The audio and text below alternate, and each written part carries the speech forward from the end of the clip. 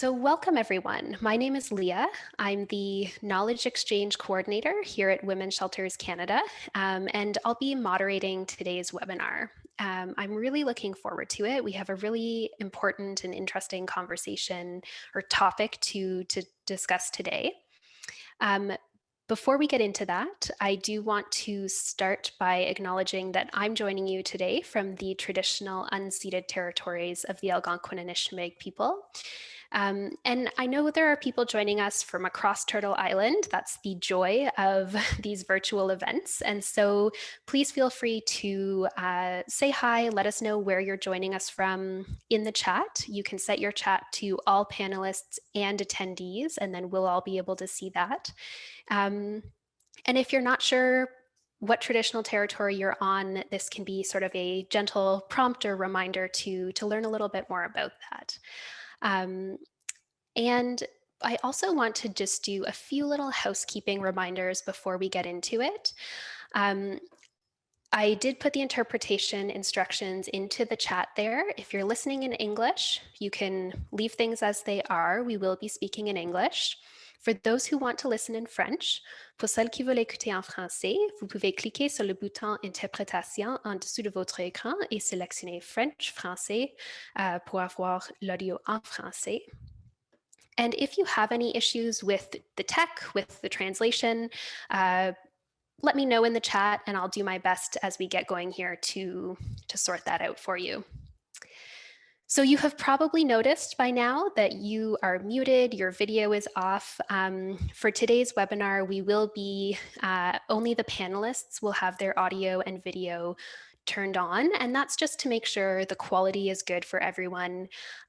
We have more than 100 people here with us today, so we want to make sure that everyone can hear properly and that kind of thing. It doesn't mean we don't want your participation. We definitely want your participation, and there are two ways you can do that. So you'll see at the bottom of your screen, many of you are using the chat already to say hi, which is wonderful.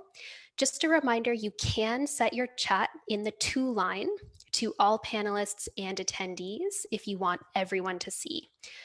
Or you can send it directly to the panelists if you have a tech question or something like that. If you have a question for our panelists, I encourage you to put that in the Q&A box at the bottom of your screen. And if you put your questions in there instead of in the chat, it just makes it a little easier for us to keep track of them, to make sure we answer as many questions as possible at the end of our session today. So as you know, we are here today to talk about reducing barriers, looking at a low barrier or harm reduction approach, while also keeping in mind, safety for residents, those who use substances, those who don't, for children who are also using the shelter, for the staff in the shelter, really just thinking about those pieces together. And one of the reasons we're doing this is it is a question that has come up a lot in some of our past webinars and conversations. And so we wanted to focus on it a little bit more. And I'm really excited that we get the opportunity to do that today. And to help us think through this topic, we have two wonderful presenters. So we're going to start in a few minutes with Kristina Fifield. I hope I'm saying that right, who has worked at Bryony House in Nova Scotia for the past 11 years and completed her MSW in 2020 with a focus on the area we're going to talk about today. We will then hear from Tina Schoen, the program supervisor at Somenos Transition House in BC, who will speak about their experiences grappling with this conversation. So it's going to be really exciting, really interesting to hear their two perspectives, and of course from the two ends of the country. So hopefully there'll be something here for everyone. And just before I pass it over to our speakers, I'm going to launch a poll, which you should see pop up on your screen right now. And we encourage you to take a few seconds to answer. It just gives us a sense of who's here with us today and what stage are you at in your shelter, in your transition house with the topic we're discussing today. So you can let us know, Would you say you're using a harm reduction approach, abstinence-based? You're somewhere in the middle? What type of community are you in? How big is your shelter? How many beds for those of you who are in kind of an emergency shelter? How many units for those who are in more of a second stage environment? And what's your role? Are you management, an executive director? Are you frontline? Or something else? And if it's something else, we couldn't put every category, but you can let us know in the chat if you want. So I'm going to give you another 10 seconds or so, let folks jump in there in the poll.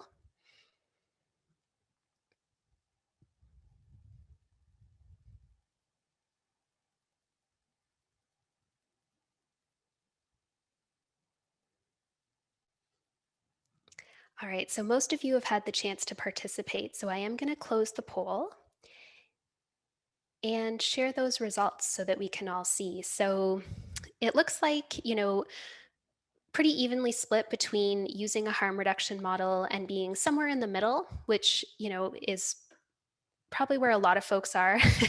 It's definitely a process, which we'll probably talk about today, and a few using an abstinence-based model. So that's a great perspective, a range of perspectives to have here with us today. Pretty evenly split between, well, more urban, but close to rural. That's pretty evenly split, some suburban, some remote. And quite even actually for size of shelters. So that's really cool. And do feel free throughout to share in the chat, if you're coming from a larger shelter or a smaller shelter, what your experience has been with the things that the speakers are talking about. And we have quite a few frontline staff with us here today, which is wonderful, as well as some directors. So thanks everyone for participating in that. And without further ado, I'm going to pass it over to Kristina. Hello, everyone. So glad you're here today and hearing this very important conversation. It's an area that I've been working on for a while now, feel it's really important. I wanted to bring today another piece to this conversation around harm reduction and low barrier, which is trauma. And really, I think that in moving forward with these conversations, when we're looking at what we're doing in shelters around harm reduction, when we're looking at policies and practices, we really need to be looking at the trauma impacts that the person has experienced.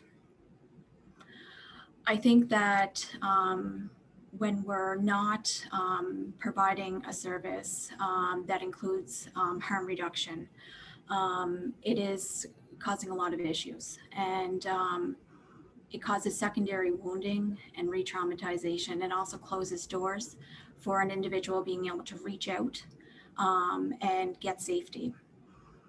And I think that one really important thing to keep to hold on throughout this conversation. I know it's not an easy conversation, and I know there's shelters that are working single staffed. I know there's shelters that have more resources than other shelters. So there's a large mix of how this looks, how we can make it work for our shelters. But I think that being open to this conversation, I think by being here today, there's definitely an interest from everyone that this is an important issue. And it doesn't matter where you fit right now or where your shelter fits in regards to harm reduction, that it's an identified area that needs continued work. And even for the shelters that have lots of harm reduction practices in place, it's a constant and continuous learning journey through, reevaluating, looking at what we're doing and moving forward. My area that I've been really interested in is trauma. And I think that before I get started in talking about some of the practical ways to apply this, I want people to think for a second, to reflect. And I want you to be able to bring this back to your teams as well. If you're management that's on this webinar, if you're frontline workers, bringing it back to your coworkers who are not here today, and really sitting with and reflecting on why is it that we treat symptoms of trauma around substance use or mental health differently than we treat other symptoms that we know people experience because of trauma. And sometimes when we're, thinking about that, reflecting on that, and critically thinking about that, right, there's different things that come up. Substance use, mental health have different stigmas attached to them, judgments attached to them, biases. We have attachments to certain policies. So we need to sit with those. We need to sit with the things that are making us uncomfortable.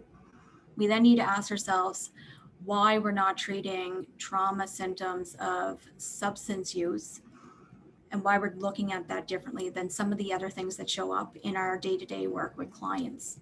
So for instance, anxiety attacks, or someone feeling numb, or someone not being able to sleep, or someone having difficulty eating. All of those things are impacts of trauma. And we know that the individuals that we are working with have experienced trauma. Substance use is no different. It is a way that people cope with trauma, and it is a way that people, it's a trauma symptom. It's just our systems and our structures are not always supporting individuals who are using substances. And that's built in not even just within transition houses, it's built into a lot of other services. So where do people fit?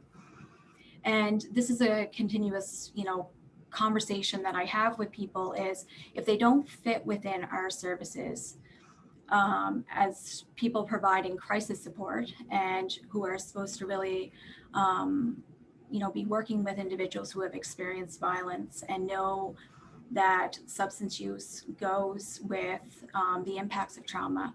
Where do people fit? Where do they go? Where are they able to find environments where they can find safety and then work on, being able to create safety, be able to get support, be able to start working on that trauma. Because when that starts to happen, that's when you see, individuals who are using substances, you might see different adaptive approaches in regards to what they're using. Their substance use may change, and they're able to put different things in place for themselves if they're provided the opportunity and a supportive environment for that to happen. And I think shelters need to be that place. I think that based on the nature of the work that we do, that we are the place for that to happen, because I don't think there's a lot of other places providing that same level of support. The question always comes up in regards to this: safety.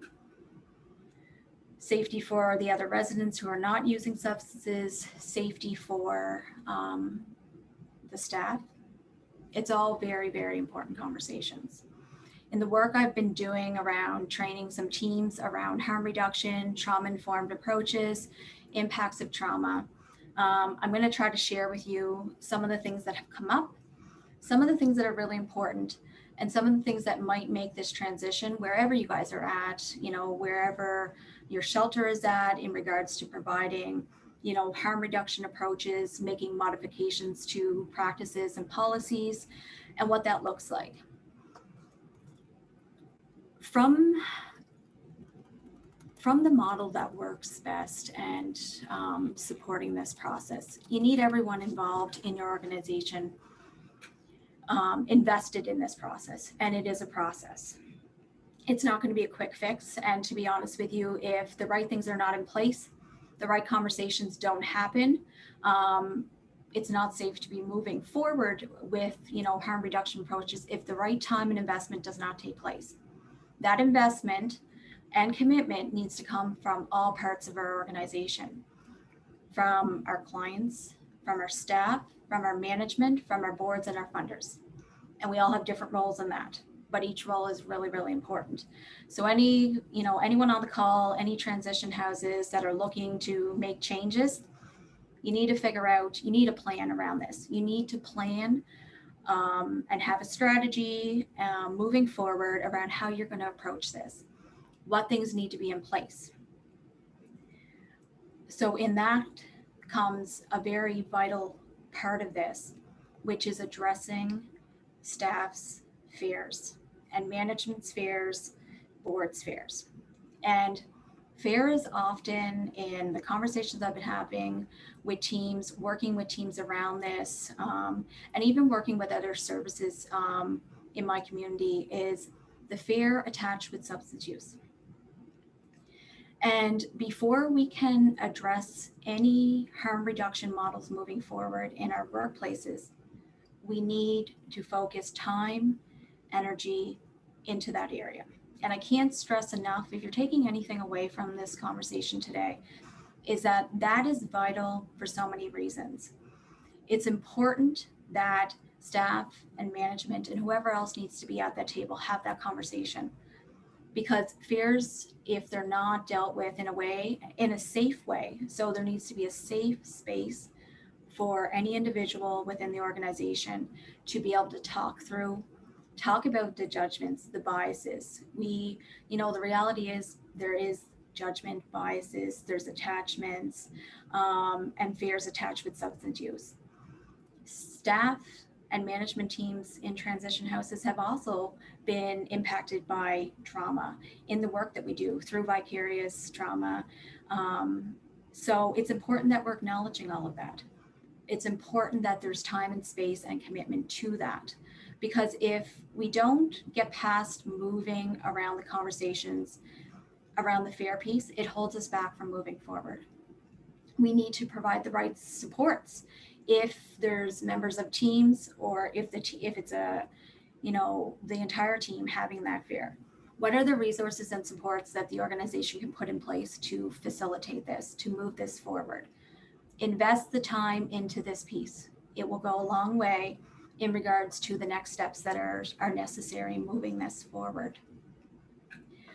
The other thing is the things that staff feel they need additional training and development around, areas that they might not be comfortable with. There's a lot of uncomfortable with talking about substance use, talking about safe using supplies, harm reduction supplies, being able to have those conversations with clients.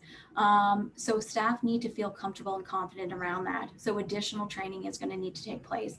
And that is setting a foundation for the work to happen, so that the clients who are, using our services are not further impacted by the transitional pieces that would be put in place in moving this forward. So we don't want clients to further be impacted or harmed, experiencing secondary wounding because, staff, are not, feeling comfortable or confident in having these conversations, or not feeling confident about talking about harm reduction, talking about substance use with individuals. So take the time with that. I really feel that before we get to the safety conversations, what take place in our shelters, we need to be investing the time in that piece. And it needs to be continuously reevaluated, and time and energy needs to move forward in that. In looking at our spaces, and I can't speak to what each of your spaces look like within your shelters. I know that some shelters have more space, some are larger, some are smaller, some have more rooms, some have more clients, right? So you really need to take pieces of this and try to figure out how you're going to apply it practically to the shelter that you work in. Looking at your shelter, and we have been following our policies and our practices, and if you are one of the shelters that are using an abstinence model, right, it's really important to be able to look at your shelter with fresh eyes, and being able to look at how changes could be possible using a harm reduction approach. We should be doing this all the time. It doesn't matter where we are at with harm reduction. So our current space, what can we do within that space? How can we make adjustments? How can we make this work? Look at it as not shutting down possibilities, but exploring it, even giving it a time to test it out, going back and looking at it. We don't know what the answers are going to be, but we're not going to know if we don't try things out, right? And we always need to be constantly looking at the safety pieces. If there's new additional safety pieces being brought forward, we need to be going back to the table and looking at that and readjusting. That's okay. That's part of learning. That's part of growing. And within our organizations, this is so important, right? And don't get, defeated or, turn it into, negative, negativity when something, when there is a safety issue or something goes wrong. That's going to happen. That happens all the time, right? It's not just around substances. Any day, any time of the day, our shelters can, be unsafe for individuals, right? Someone could become violent. Partners could become onto the property. There's a lot of unpredictability about our environments already. So if you set something up, you explore something around harm reduction, you put a practice and a policy in place, and it didn't work out, don't let that shut down, moving forward. It just means you need to go back to the table and have that conversation. In my work and working with other shelters around this work is also looking at your current team and your current setup and how you can utilize different parts already within your organization to have this take place. Occupational health and safety teams. So some of you where your smaller shelters might not have a committee, but you might have reps. Depending on your occupational health and safety and how it applies to your province that you're working in, really important to be bringing them to the table to be part of walkthroughs of the shelter, looking at the space, looking at the changes that are necessary, building the policies around that. When we're looking at having spaces where children are going to be, where there's going to be other individuals who are not using substances who might become triggered by individuals using substance, we need to incorporate this into, our planning, and it's constant readjusting, right? So I can't tell you what the plan's going to be because tomorrow the plan might look different based on the situation that's going on within your shelter. So it's important to always be open to being flexible in how to make this work.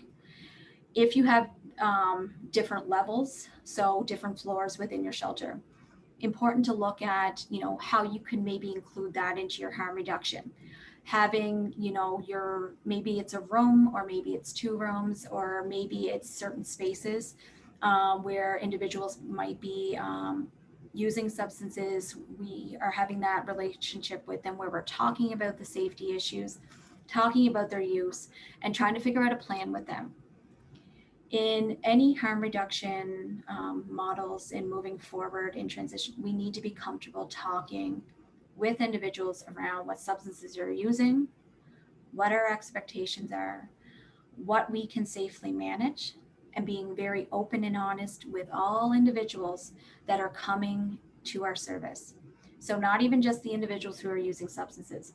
We need to make individuals aware of what the shelter looks like and that we are supporting a harm reduction. That transparency is key for individuals coming in.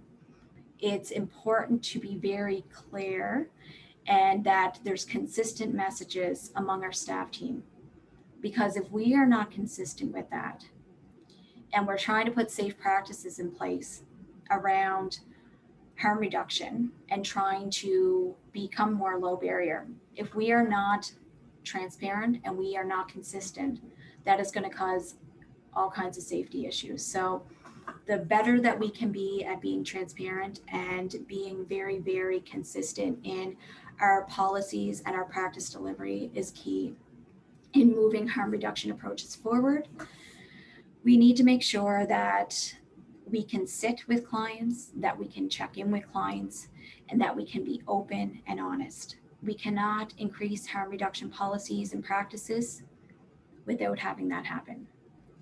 We need to feel comfortable in having these conversations.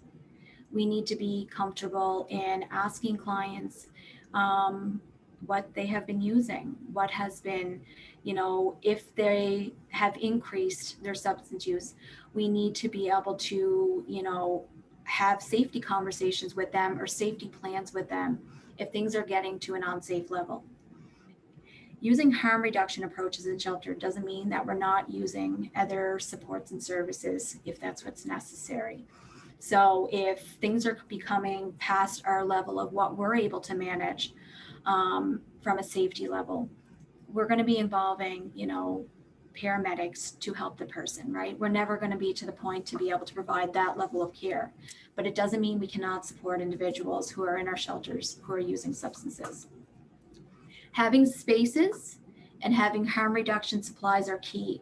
If we're going to be embracing a harm reduction model, we need to have the items that individuals need to for substance use, right? And we need to be comfortable in having conversations with them about that and what they need, and giving them an opportunity to utilize those safe using supplies at our shelter. We can't, we can't be having fear around giving people safe using supplies, right? Because the clients are going to pick up on that. They're going to pick up on our uncomfortable with them around their substance use, and that's going to shut down and put a barrier in place for further conversation. So as we need to be as open as possible around these conversations. The other thing that we need to really, really be paying attention to is it's not about the substances, it's about the behaviors and addressing those. When the behaviors become an issue, that becomes a serious safety issue. That is the things we need to be addressing. We cannot blame everything on substances. There's behaviors that make our shelters unsafe, but often it's the substances that get blamed as the reason for the behavior, and that's really not true. And if people are to come to a situation where they're really in an unsafe situation because of the substance they're using, that's when we use paramedics or we get additional resources and supports. Our environments, our shelters, they can be set up, and there's safety things that need to be included. There's conversations and training that need to happen. Our spaces really need to be looked at, and how we can shift things to a harm reduction model. It can happen. I can tell you in my experience, I have worked with individuals using the shelter that I work in. They use substances, and it's constantly looking at new ways of being able to support harm reduction and low barrier. I know everyone's in different places with that, but we need to be open to the conversation. We need to address the fears that are at the table. I can't stress that enough. And I know that Tina's going to be talking more about the behaviors attached with that, and I'm looking at the time, so I'm going to hand it over to her. But thank you for being here today. I think it's a very, very, very important conversation. Thanks, Kristina.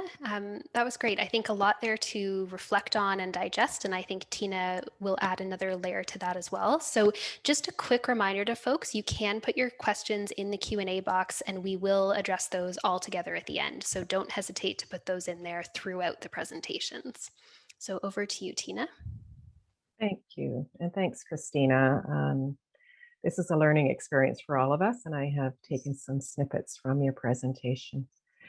So I want to acknowledge that I am coming to you from the unceded and traditional territory of the Kewatsin people on Vancouver Island. We are located in the Cowichan Valley. And just a brief little bit about the transition house that I work at. I've been there for about 20 years. I've been in the sector for about 26 years now. And we are a community with a lot of outlying communities. So the city of Duncan is surrounded by some more remote communities, and that includes First Nations communities. And we are a transition house that is funded for 10 beds. So we have 6 bedrooms. And we have single staffed overnights. I know that makes a difference for a lot of folks. So I want to tell you first that we are not experts on this topic, but we have learned a lot. When I started at Somenos House, we were an abstinence-based program. And we have gone through many changes over time, to the point where we recently supported a very high-risk woman with managed alcohol use in the house. And so it has been a process. It has been a huge learning for all of us, and we continue to learn. So, a little bit about what we believe. We believe that increasing numbers of women use substances to cope with both the current and historical experiences of grief, loss, and abuse.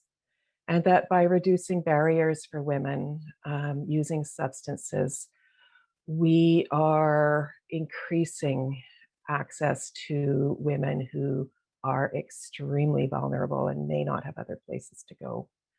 So it requires a willingness within the team to have honest, compassionate, and sometimes hard conversations together. That, I think, has been one of the touchstones for our team, is that we have really tried to engage together in a place that encourages self-reflection and honesty. Working with reduced barriers does not mean that a program can support all women. We have assessment and intake processes that support honest conversation, clarity around cooperative living guidelines, and protocols to support the management of difficult situations. We believe that creating a bubble where women and children are protected from exposure to substance users does not equip them to deal with the reality of the world. Our goal is to support them to feel safe in the house, knowing that as staff, we are here to support them and to deal with problems that may come up. So we can do our best work with women by creating an environment where they can be honest with us about the reality of their lives. And that means that we're really working with a trauma-informed lens around substance use, and that doing so encourages team cohesion, creativity, and quality of support. We believe that personal reflection and honest assessment of how our own experiences inform our beliefs and attitudes about substances and addiction are really necessary from all of us. We have all had to dig really deep. And we believe that a woman's ability to heal from her experiences of abuse is significantly impacted by the way in which she is first met when she reaches out for support from anti-violence programs. So if she's met with a closed door, many of those women will retreat and will not reach out for help again for a very long time. And it significantly impacts the shame that gets in the way of them getting to a place where their substance use is managed. So in terms of practices that have helped us shift to where we are now, understanding substance use from a trauma-informed perspective is essential. And I know Kristina spoke about that. Many of us, and I use the word us because we all have substance use that helps us to cope. And so when we're viewing trauma and fear and learned patterns and a need for community as important factors in a cycle of substance use, then it helps us to understand that this is us. We don't want other women. This is us. This is every one of us who deals with experiences of loss and shame and grief by reaching out for something that soothes us or numbs us. And so for many women, that is alcohol or prescription drugs or illegal drugs. So it's just so common. So shifting to a behavioral assessment model where protocols and practices focus on concerns that are safety related, that might be for the women, for other resident staff, or the program, that is essential. It has been a huge part of our change. When we were abstinence-based, it was all about the substance, and it's now about behaviors, and that may be attached to substances, or it may be something completely different. So it removes substances from being the center of our concern, and instead we are expressing to women that we have a cooperative living environment, that requires them to be able to treat others with respect, and that expressing anger is normal, but doing it in a way that doesn't cause emotional harm to others is important. So some of our safety guidelines are around, can she manage stairs independently? 4 of our bedrooms are on the upper floor of the house, and we only have 1 bedroom on the main floor. So if her level of use is to the point where she cannot manage safely in the house, then that would be an area we would be looking at. Other behaviors that would be of concern would be bullying, targeting, exploitive or aggressive behaviors towards other residents or staff, smoking in the house, repeatedly yelling or slamming doors, compromising confidentiality. So those are all cooperative living and safety aspects that are not directly related to substance use, and would require us as staff to have upfront and honest communication. And that is one of the pieces that is just so critical. So in terms of the substance use, we approach it from a place that normalizes substance use and that we're clear around boundaries. So women are welcome to stay if they use substances.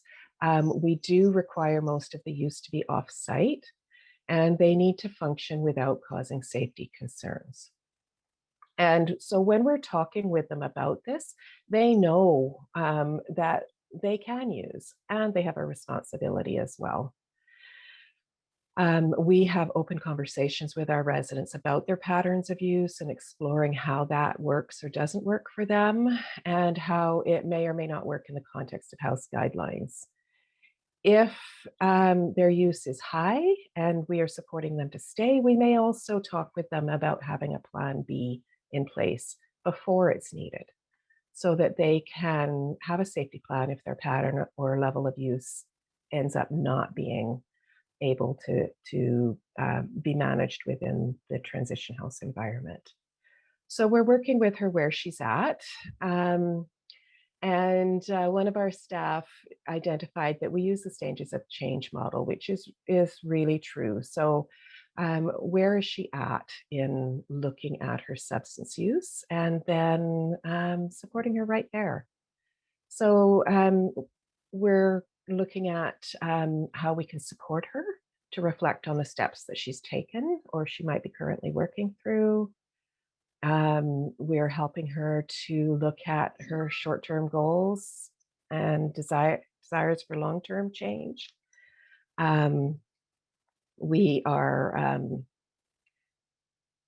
so just really focusing on the honesty of conversations. We're looking at flexibility. How might a stay be able to work with her? Are we looking at a shorter stay or a longer stay? Our team does a lot of brainstorming to come up with creative ways that we can support women. We store cannabis products and paraphernalia with meds in our office cupboard, and women can take it off site to use.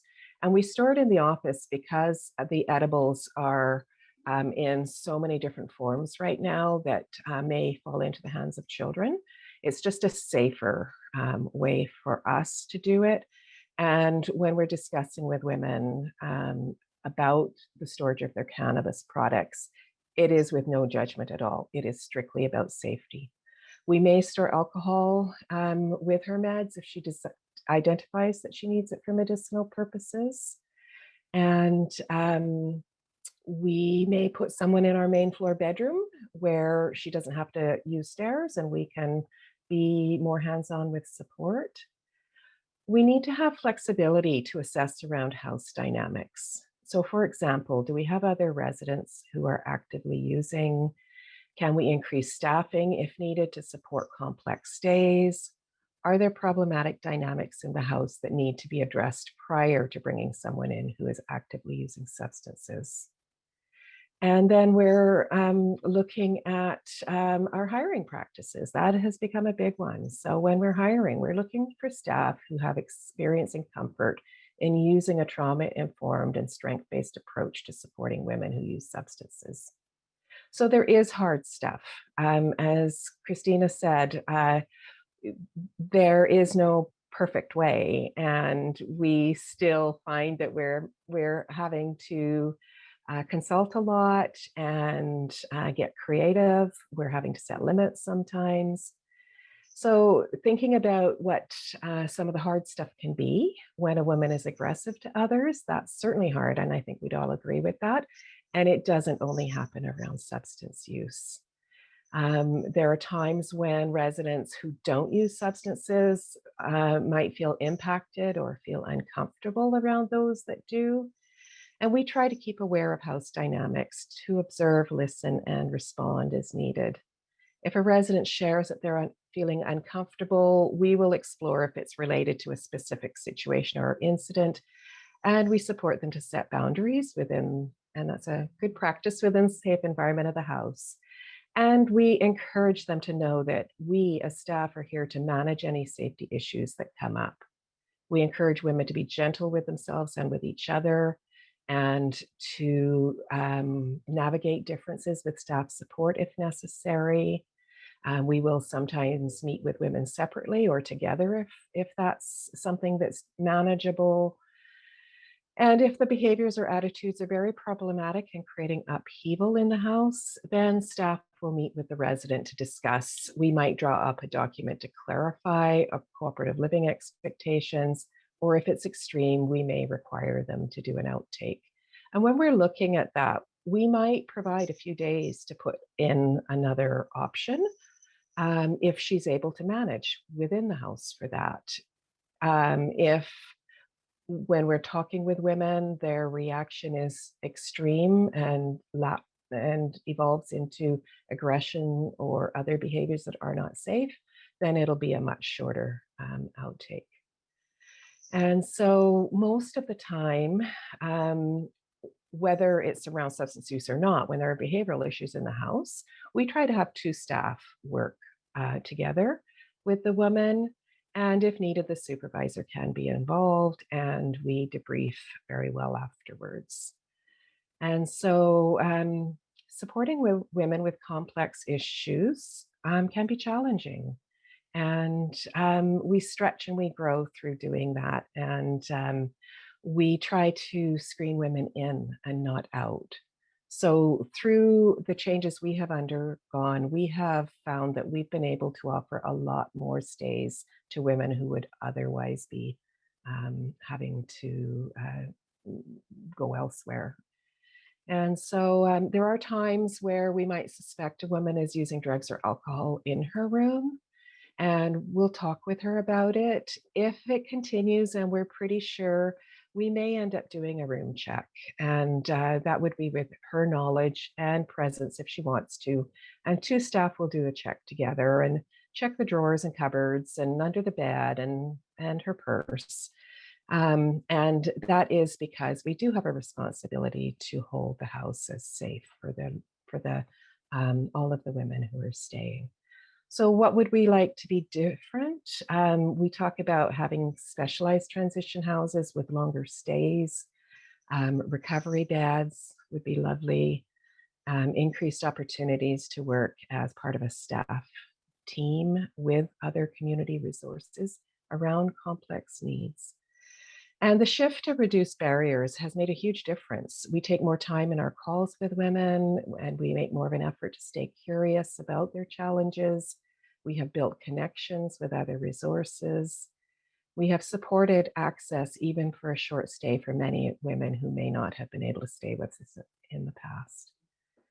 Thinking about what's next for us, we recently did have a very high-risk woman stay with us, and she was dependent on alcohol in order not to seizure.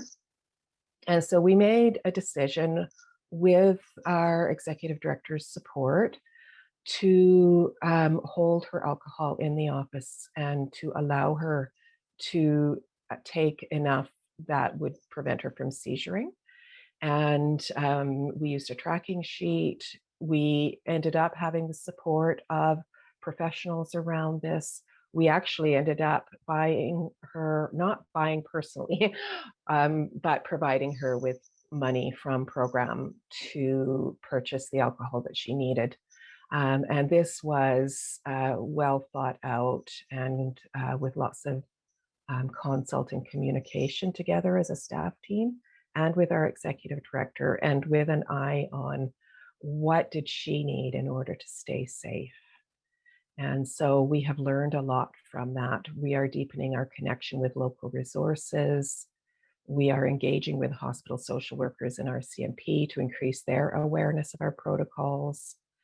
We're going to be looking into greater capacity to support women to use on site if they need to, if going off site would be causing a safety issue. So there's lots of arguments why transition houses should be substance free. And a lot of them are fear-based. And what we have found is that by communicating together, by taking a really deep dive into what we can shift and change so that we are able to support women where they're at, and that we can still hold the house as being safe for women and kids. It's our job to be here to be aware of situations that might be coming up, and we want to encourage the women to have trust around this, that we are here, and we are aware, and we are wanting them to be as safe as they can be, and that includes a broad range of women. One of the key pieces that did come up in this was that staff have to look at this work, and it's kind of a tough love statement to say that as staff we must sometimes assess if this is still the work that we want to do, because when we don't shift and change in this area, then we are leaving a lot of women without safe shelter. And as we know, this is a life and death issue, and so I just want to encourage everybody not to be afraid of that conversation either. It's hard stuff, but it's really necessary. And so, yeah, just to encourage each one of you to know that it is possible, that we can and we do hard work within an environment that is inherently not safe. And so talking about our fears and talking about the possibilities and finding ways to stretch and grow is just so essential in this work if we really want to be here to support women who need our support and safety. So I'm going to turn it back over to Leah, and I know we have time for some questions, so I'm looking forward to that. You. Thank you so much. So much to think about in these two presentations. And we do have quite a few questions. So what I'm going to do so that we can try to get through as many of these as possible is maybe I'll put each question to one of you, and you can give a sort of brief answer. If the other person has a burning sort of point to make, then you can jump in, but maybe we'll try to do one person per question to get through as many as possible. So Kristina, maybe first, there's a few questions here around making this transition with staff. And so specifically around, what kind of training could be provided to staff, and how do you work with staff to make sure that the different staff are approaching harm reduction consistently sort of amongst the staff team? Yeah. So I think it depends on what training the staff have already had. So if the transition house hasn't had an opportunity to get any training around trauma, around substance use, right, and really doesn't have any like there's been no training around that, I think that's a good place to start. I think around the fear piece, I think that piece needs to be dealt with as a staff team. It needs to be, management and staff need to be in that conversation. And maybe it's bringing in an outside facilitator, because when there's so many attachments and fears that are internally coming up, someone guiding that process externally coming in is probably the right way to go about doing that, so that people have the time and space, and that everyone's given a chance to contribute to that, and to also step away from it and come back to it, right? So it's not just a quick fix. It's not just, it's going to change in a 3-hour training session or an 8-hour training. Giving it the time, right, and space, like the appropriate time. Like, I'm not saying we wait another 3 years, but people need to work through this, right? And like Tina said, there's going to be some people, depending on where you're at and where your organization is, some people are not, it's their choice if they're going to be on board with harm reduction and working in a trauma-informed harm reduction environment. And that's okay, right? That's okay. We're not all meant to do, this work if it's not comfortable for us and if it's not progressive and not moving us forward. So that's okay. And there's some really great, in informing my work around this and in some of my other roles, I would start with looking at some of the trauma work that Janina Fisher has done. She has an introductory webinar training that transition houses, her training is used in many different settings, but I think level 1 of her training could be used. It's so important and could be very, very beneficial to informing conversations around trauma impacts, around substance use, what that does to people's brain and body. And I think it's really something that everyone should be using within the transition houses to help with these conversations. Thank you. And so, Tina, a question for you around what plans you have in place regarding substance use and parenting. So if children are accompanying someone into a shelter and there's substance use, what do you do around that? I'm not sure if this means substance use of the mother or of other residents. I'm reading the question that it relates to the mother, but maybe both. Yeah. So if it's related to other residents, we certainly, our access to our shelter always starts with a phone call. And so we talk with women on the phone about that we serve a broad range of women. And if they have concerns around the use of substances by others in the house, then we encourage them to know that we are staffed 24/7 and that it is our responsibility to manage situations that come up, and that they will have their own bedroom with a lock on the door, and that the use of substances is a way of coping. And so we really support them to try to understand that that's not something we want to be viewing from an othering place.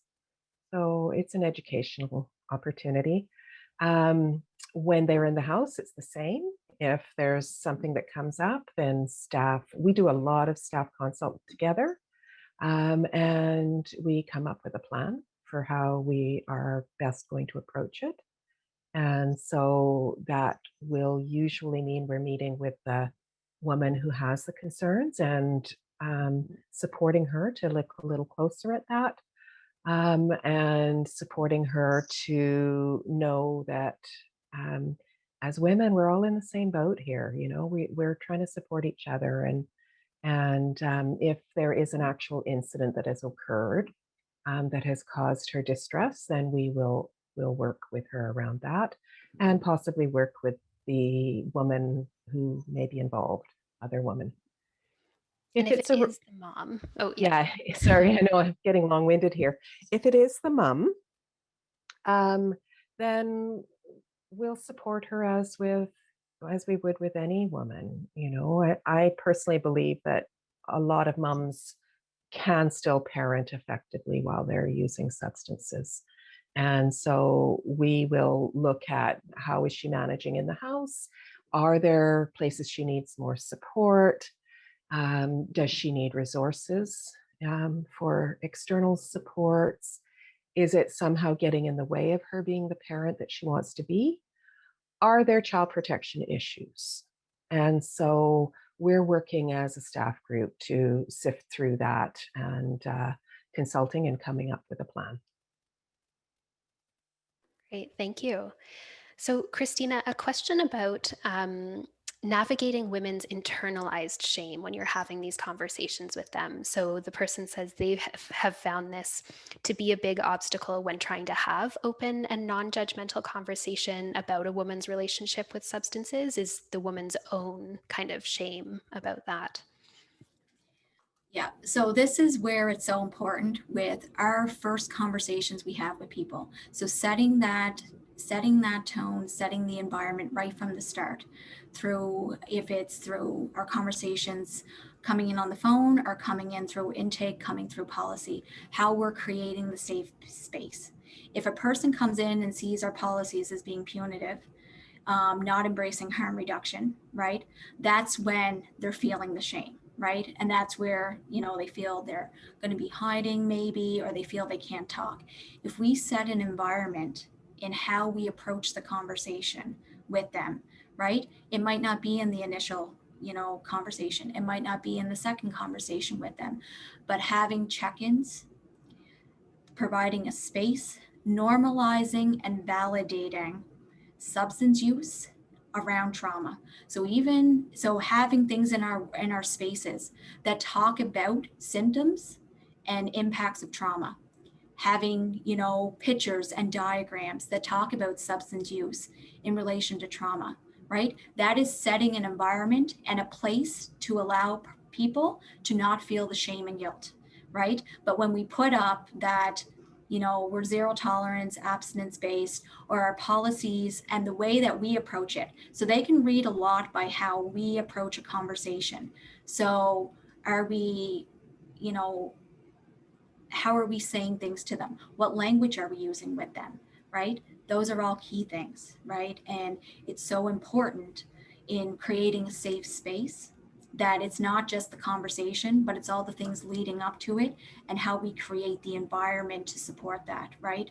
So that they're not feeling the shame and guilt. And normalizing substance use and giving psychoeducation around trauma impacts around substance use will go a long way in taking away the shame and the guilt that people are feeling. And just one other thing that around the training piece, I want to say that everyone who's working in shelters should have naloxone training, and they should also be getting trained in harm reduction, safe using supplies, what they look like, and also creating an environment where we are talking with people about where they can safely get rid of stuff that has been used, right? And creating an environment and having those conversations with everyone who uses our services, and just not the individuals who we think are using substances. So becoming a normal part of our practice, a normal part of our conversations, normalizing it. So it's key.